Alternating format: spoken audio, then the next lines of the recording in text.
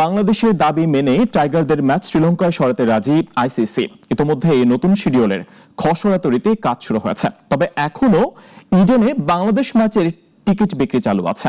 শেষ পর্যন্ত টাইগারদের ম্যাচ সরে গেলে কত আর্থিক ক্ষতি হবে সেই চিন্তাও রয়েছে ভারতীয় ক্রিকেট আঙ্গনে।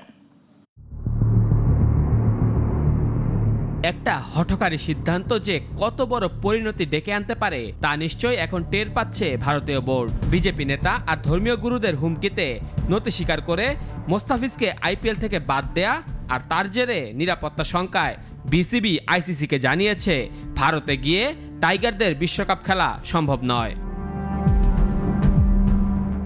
টি-20 বিশ্বকাপ শুরু হতে বাকি 1 মাস, তাই এই মুহূর্তে বিসিবির দাবি মেনে ভেন্যু পরিবর্তন করা বেশ চ্যালেঞ্জিং। তবে ভারতীয় সংবাদ মাধ্যমের খবর, বাংলাদেশের দাবি মেনে নিতে পারে আইসিসি।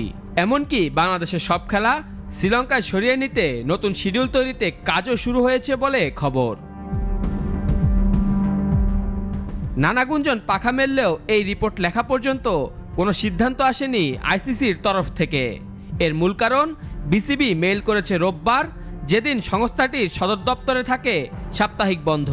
তাই ধারণা করা হচ্ছে মঙ্গলবার নাগাদ বিশ্ব ক্রিকেটের নিয়ন্ত্রক সংস্থাটি এই নিয়ে প্রাথমিক সিদ্ধান্ত জানাতে পারে। বাংলাদেশের দাবি মানা ছাড়াও আরও 2টি বিকল্প সিদ্ধান্ত নিতে পারে আইসিসি।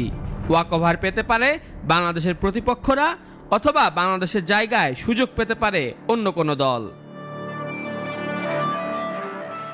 এদিকে সবাই যখন আইসিসির সিদ্ধান্তের দিকে তাকিয়ে, তখনও ইডেন গার্ডেন্সে বাংলাদেশ ম্যাচের টিকিট বিক্রি চলছে।